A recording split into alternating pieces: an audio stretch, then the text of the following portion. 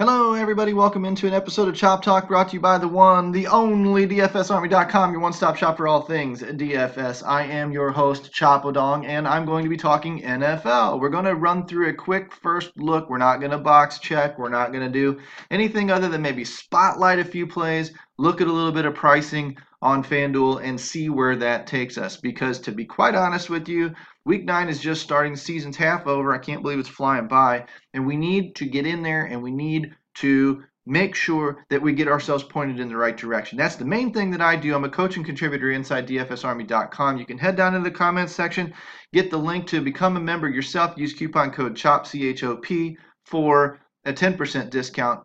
And hopefully we see you inside where we talk a lot more about coaching. We got 20 coaches, 40 staff. We've got over 2,000 members, always talking DFS 24/7 from MMA to PGA. You hear me say that all the time. Let's focus a little bit on NFL, and let's see if we can't get the ship pointed in the right direction. Before all the tools, before all the numbers, before all the data and everything else comes out, let's see if we can't figure out the right direction. I'm going to be looking at the Thursday main, again, or the Thursday through Monday slate, because to be honest with you, I love fading that Thursday game. Everybody piles into it. Everybody forgets about these back here. It gives me access to every game on the slate. And to be honest with you, when I use my cash lineups, my main slate lineups, I like having access to all the tools. It gives me a better idea of where I want to go throughout the week. I will probably not be focused on a 47 total with a 22 and a 25. Probably won't happen.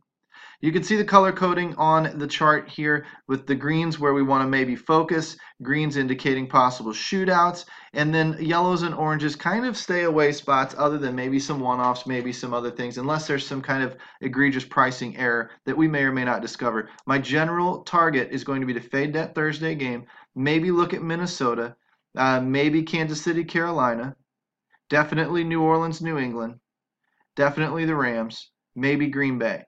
Everything else is probably relatively off the table, except on smaller slates. If I want to play around with different stuff, because, let's say New England, let's say Tom Brady, James White, these guys become a priority. Let's say Gurley becomes a priority over here in the Rams game.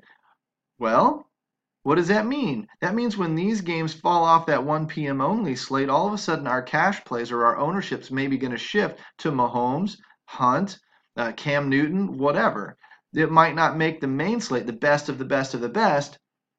It'll be on the short list, but it may not fall into that lineup until we shift slates, knock off some of these other teams that were taking that priority, and then we have a new set of priorities. And that's a very, very fun thing to do inside DFS, and that's one of the things we talk about with our VIPs quite a bit in the NFL channel. So when we're looking in here, these couple of games will be my favorites. The Sunday always gets flexed off. It looks great on the just on paper. If we look into usage and we look into other things, we've noticed that New England, solid team. Green Bay gave up points to the Rams. We know nobody picks apart an offense better than Belichick. I'd be interested, possibly, depending on price, Brady, James White. A couple of the plays, the standard plays. Green Bay might be a Devontae Adams game again for some garbage time. Might be a true shootout with the 57.5 over-under. Don't know that I'm going to be doing any running backs. I know that's no surprise to you, and I know I don't know if I'll use Aaron Rodgers. We'll have to dig in a little bit throughout the week and see. When I look at the next more recent game, and I'm looking at the Rams, and I'm looking at the New Orleans Saints, I'm looking at a dead balls out shootout situation. We know the Rams defense, they put together a pass rush. We know they haven't been great in the secondary. We know Drew Brees can pass. We don't know how he's necessarily going to play with those running backs, though. Drew Brees at home should be checking boxes all over the place. But it's those damned running backs, that committee, that drives me nuts. The minute Ingram came back, Drew Brees stopped throwing the ball as much, and Kamara fell off the mat and became dramatically overpriced. Great tournament plays. Not so sure how I feel about cash games. On the other side of that game, though, I really like Todd Gurley. Well, of course I like Todd Gurley. We'll have to see what his price is on FanDuel, but I really like Jared Goff. This is without looking at any of the prices. I like Jared Goff because I like the shootout, and I like how efficient the guy's been. If you go to ESPN.com, look up total QBR, you'll find Goff right up there in the top 5. Efficiency matters, and when volume is there, efficient quarterbacks tend to have good days. That's Jared Goff. He's priced down from where he probably should be because he's got Gurley hogging all the rushing touchdowns. But if we get into a game where he needs to throw more often than usual, I really like the efficiency he brings to the table. Probably not worried about this game. Probably not worried about this one. Is there ever been a better spot for a defense than Chicago facing Buffalo? 14.5 implied total. Oh, doctor. Dallas on the Thursday through Monday would be interesting too with Tennessee, but I think everybody and their brother's going to flock to Chicago. And I think they should. Don't know if that's going to be a Jordan Howard day or a Tariq Cohen day. We'll have to dig in a little bit deeper there. Don't know where I feel about those receivers. I know that Buffalo tends, as far as targeting offensive players on Chicago, Mitch Trubisky's been fine, but we look at the outside, and that's where Buffalo tends to take the plays away. They don't give you much deep. They're good at tackling after the catch. They try and funnel you in short fields, not so. Maybe a Trey Burton day. That'd be an interesting call if that sticks all the way through the week. Washington, Atlanta, nothing grabbing me right up front. I know Atlanta's not been great defensively, and I know they can throw the ball and whatnot, but this game is not just popping as one of the best on the slate to be targeting. Miami Jets, certainly not. Tampa Bay, Carolina is going to get some exposure because that Tampa Bay secondary blows. You're going to be looking at Cam Newton.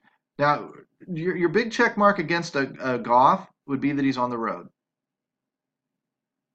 He's still implied to score a ton of points. He's still, going to probably be a factor in the game. But Cam Newton is at home, implied to score a ton of points, favored, whereas Goff is the dog, technically, 1 point, whatever, but favored substantially.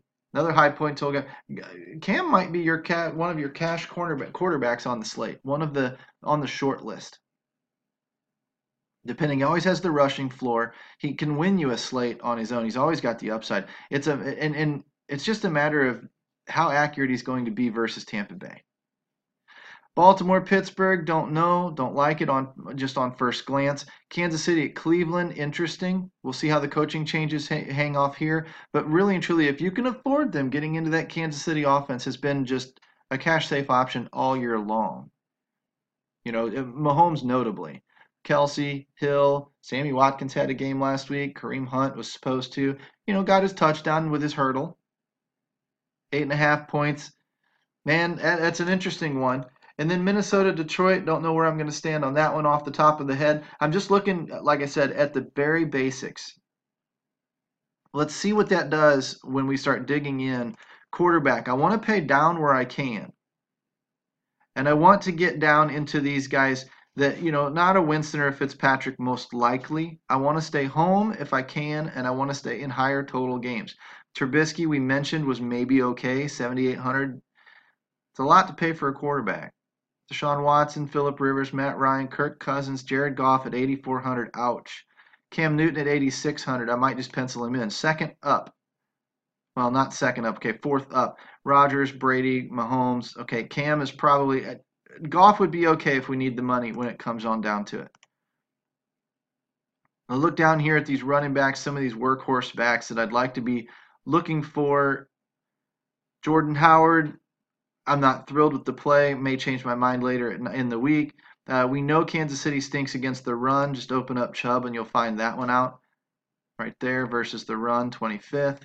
So Chubb's not terrible getting the carries and the workload. We might throw him in one. Phillip Lindsay against Houston. Check the old Houston play here. 7th, probably not, but Phillip Lindsay's had a couple of consistent games. So when he's getting all the run at 6,700, that's not terrible. James White, Christian McCaffrey, good spot.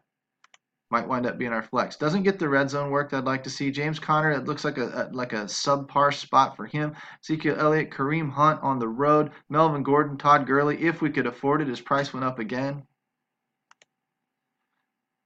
We end up going last week, 30 points. Okay, 30 points is okay. It wasn't quite 3x. 3x was 33. He needs about 33.5 this week for 3x. I'm telling you, I don't think his ceiling's there. Everybody's going to tell you, you're buying points, you're locking in points. I'm going to be very substandard here. But Todd Gurley didn't win me my cash games last week. I faded him. I was fine. I didn't need Todd Gurley, and I don't think he can save me if some of these other players dud. Some of these other guys have more upside because they're cheaper. There's more room in that salary to grow. I would, in a textbook case, I would lock those points in and move on. But in the interest of trying to get balance and trying to have room left for guys to actually repair the multipliers with more points compared to their price that can afford me to take more shots of guys with upside, I can fade Gurley. 6,000. I'm generally going to look, well, defense. Chicago Bears is interesting. We could lock them in. We could also look for the New England Patriots.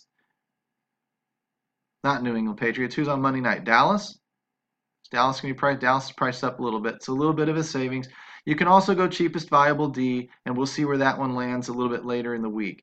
But if we start here and we go for a tight end, on first glance, is the David Njoku era over? It's not like Kansas City's that great against tight ends. So that would be interesting to go back to the well there. Looking to pay down, looking to free up some of this salary. Not really seeing it down here, so maybe it is Njoku again. Have to see if he gets used by the new coach. That's intriguing. You know what? Pencil it in. Pencil it in. Frees up a little bit of savings. Then we go into the wide receivers. We've already got our flex locked up. We got 6,500 to play with. Let's see what we can't find down in underneath here. If there's anything, QT, if he's cleared with Fuller being out, might be an interesting spot. In fact, just load him up. 6,700. Taylor Gabriel, focal point of the offense. Want to get up into here into higher floor guys if possible. Landry would be interesting. Sammy Watkins, Cooper Kupp, Josh Gordon, Golden Tate, Emmanuel Sanders. Rolling. Robert Woods in a shootout, especially if I paired him with Goff. That could be really sexy, especially if Cooper Kupp is still out. 6,700 for the remaining receiver. 6,100. These are the places that we're likely to go. These are the offenses we're likely to target. You can always free up some money by dropping defenses, by saving money a little bit in your flex if we find a better tight end. These are all things we're going to need to pay attention to when we start box checkers.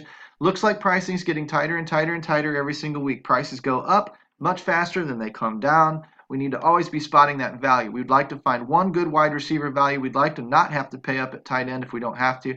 Cheaper defenses, and then the lowest price quarterback that we can possibly find that would work, that is home favored, applied to score big points in a passing type situation, and is also running high efficiency. Those are the types of things that we're looking for that would afford us to pay up in other situations. I don't feel comfortable paying up at QB and down at running back. It's kind of opposite what I tend to do. But if that's where we shake out, that's where we shake out. Things will always evolve and change as we go throughout the remainder of the week. So you need to become a VIP, figure out where we're going from here. Click the link in the bottom. Use the coupon code CHOP. Hit the like and subscribe button while you're down there. It's just a real quick first glance, get you pointed in the right direction, get you digging in on some games. We're going to be looking for DVP in those higher point total games. Rewind the video, find the green on the chart. Focus on those. You're going to have a hard time going wrong, and more importantly, in your head-to-heads and your 50-50s, you're going to be very hard to beat. So take care, guys. We'll come back at you here in a couple of days with box checkers. Be watching for the Wishbone out on Twitter. Give me a follow out there too. And hopefully before prices go up on November 1st, you become a VIP inside DFSArmy.com. This has been ChopTalk. It's been ChopTalk. First glance, week 9. Take care, folks.